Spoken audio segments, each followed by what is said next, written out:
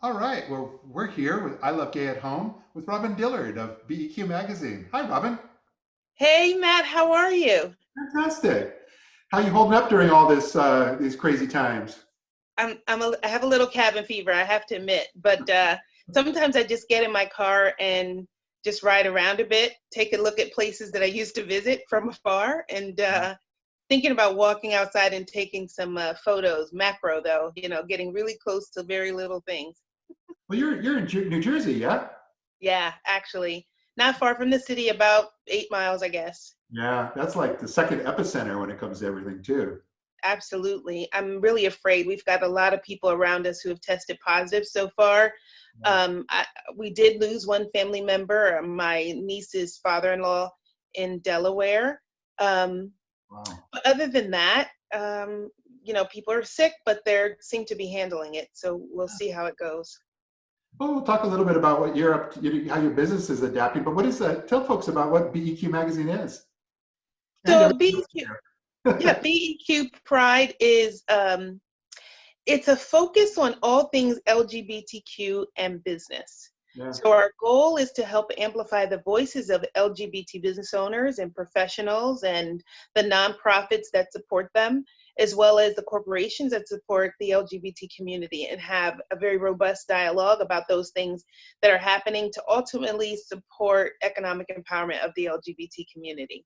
So we do that through a print magazine that's out quarterly, and as well as distributing that magazine at national and local and regional events that are LGBT or diverse business focused, Yeah. or that are focused on recruiting and or supporting the careers of LGBT folks in corporate America.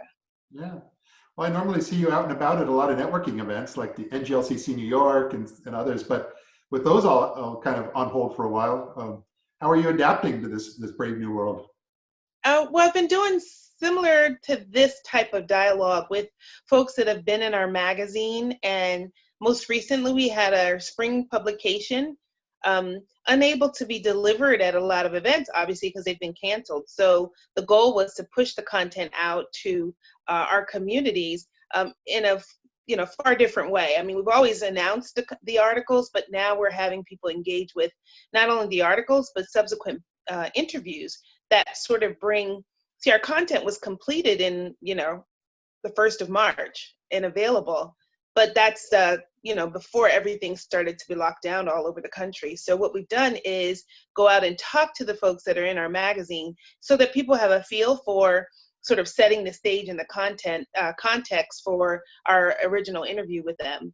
And it's turned out to be quite nice. So some of our articles are available on LinkedIn, some through Twitter, and the videos, like you said, and I guess same for your, I Love New York City, are available on YouTube as well. Yeah, yeah. Well, no, I know that we're you're very close with NGLCC as well as we are, and we always look forward to that conference every year. So I'm sure you're like me, crossing your fingers that since it would be what, beginning of August in Las Vegas. I think it's end of July, to be honest. Okay, you're probably right. So all we can do is hope now, because that's a big one for both you and I, love to be able to see you there. Yeah, absolutely. So, besides what's going on with your organization? I mean, I'm in the mood of sort of interviewing people sometimes too. So, I like that. No, this is all a work in progress, evolving, and yeah, no, a big part of like a lot of our client base that was paying us just to kind of keep advertising going out there and so forth. That all came to us to a hard stop. Especially a lot of the destinations, a lot of travel and destination work had to just stop by April 1st because and put everything on hold, because it's really hard to promote a destination right at the peak of how it's not even the peak really, but how things are kind of continuing to evolve in this week and next week. So I think that the between that and even a lot of Pride festivals, we were working with DC Pride, really helping them to get the word out for June, and of course that's now postponed till perhaps September, and which is also why it was kind of important to talk to Kathy Renna yesterday, because she's focused on Global Pride 2020, which is this right. which is this kind of virtual pride, and you're seeing these things pop up all over, where there's a wide variety of different kind of virtual prides and drag shows that are brought to us through Zoom or through Skype and Facebook Live. And so we're seeing all that, and our company's just kind of trying to adapt to being a kind of being a part of all that and seeing how things kind of play out over the next few months. Well, I'm certainly open to collaborating. That's what I love to do. And I think now is the time to really work on building the voice of the community across the board. Yeah. So, I've been thinking about having a mastermind with people who are into this promotion and finding solutions for our common customers or clients that could help get ready for when the doors open, when things are back to normal, and how we ramp up and getting people engaged and thinking about their skills and what they need to polish. I mean, I think there are things for us to do virtually that could be quite beneficial. Well, yesterday we talked about on a different episode. There's a whole program that we ran into called hashtag Grease at Home, and I'm sure there's going to be other destinations doing this as well. But they really embrace the whole idea that hey, we're the country, we're Greece, we have amazing things for people to see, but you can't come now. So they put not only did they put a lot of their destination content out there online, but they're also really integrating a lot with YouTubers and various content creators, chefs and tour guides and the whole works to really kind of allow Greece to come alive online virtually through the eyes of their folks that live there, people that travel there. So they've really kind of leveraged user generated content in a way that other destinations hadn't, and really focused it on, hey, you're at home, hashtag Greece at home, here we are. So we talked about that because of course then our job would then be to do what we've always done with destinations, is just help kind of amplify that to the LGBT community. So we'll see how all that goes. That's genius. I love the model. I'm a student of business models. I love to see how people bring solutions to the market, and that is quite genius and something that should be replicated as soon as possible in a lot of destinations. So yeah, well, I think right now we're at the beginning of it all, so we're going to see how the next few months play out. So, I'm sorry, you're in New York now? well, actually, I'm in Allentown, Pennsylvania. We bought a house Okay.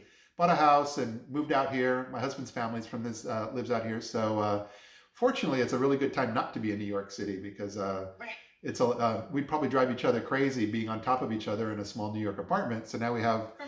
we have a house. He works on one end, I work on the other. So overall, it's worked out very good. And I've got a yard, and gardening has been my quarantine way of kind of sidetrack, allowing myself to become sidetracked and distracting me from a lot of this. So it's been very positive. Yeah, that's called isolation creation. I like that isolation creation. I found that out the hard. Well, it was my kid. She painted a very beautiful painting, and she just came up with this hashtag that happened to be the hashtag of a very famous photographer, who Yeah. then saw her painting and liked it, which blew my 14-year-old's mind. And then someone from Seattle gets on her Instagram and says, "Hey, girl, I like that painting. Are you selling it?" And then her head really exploded. So I say, make a hashtag about it and let's see your flowers. That's a I can't wait to get them. isolation creation. Yeah. I'm even doing vegetables, so Okay. who knows where this is going to end up. No. Yeah. So our website is Business Equality Magazine. The publication is BEQ Pride. And we have actually interviewed Molly Lenore for our cover feature this time. Okay. And Molly is of Moe Inc., which is this amazing creative organization, a company that focuses on very large, creative, technology-driven installations for major brands. And she talks about that a bit. But the reason we had her as our cover and in the magazine is she's just joined the board of SAGE. Oh, wow. Yeah, and so she's, I believe, the first out trans member of that board. Okay. Brings a whole host of unique talents and skills, and just a wonderful person. So we Yeah. have an interview her magazine of a subsequent interview with her to kind of bring people up to speed about what she's up to during COVID-19 and the implications for the LGBT elder community. Yeah, yeah, And we also have an article that is a perspective that was a contribution from Devin Smith. And I don't know if you know Devin. Devin used to be a part of the NGLCC corporate, headquarters working in Washington. yeah. And he's now an entrepreneur, business owner. His company is called Ship and Anchor. And he gives a perspective on America's um, invisible world. Invisible third world is what he calls it. And Yeah. he gives us a really unique perspective on the prison population. Spoiler alert, Devin was incarcerated at one point, which is a huge surprise. And Yeah. the backstory to that is so compelling and heartfelt.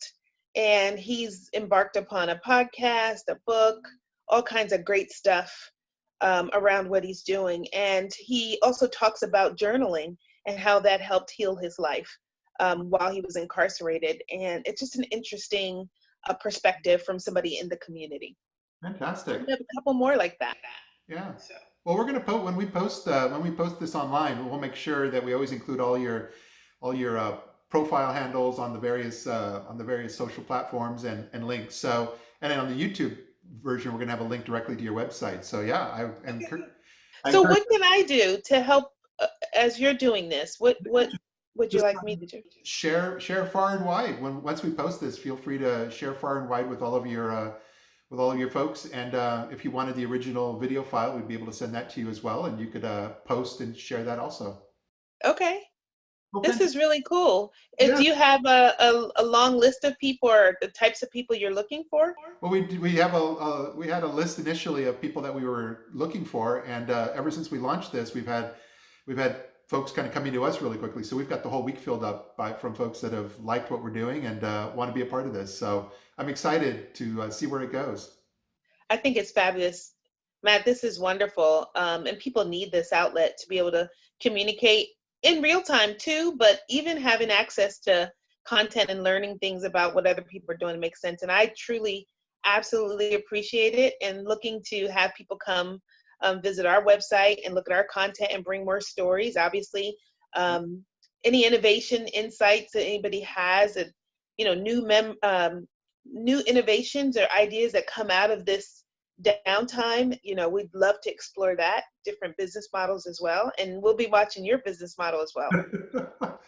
Well, thank you. Fantastic. Look forward to seeing you again in the real world. And in the meantime, thanks for being here with us.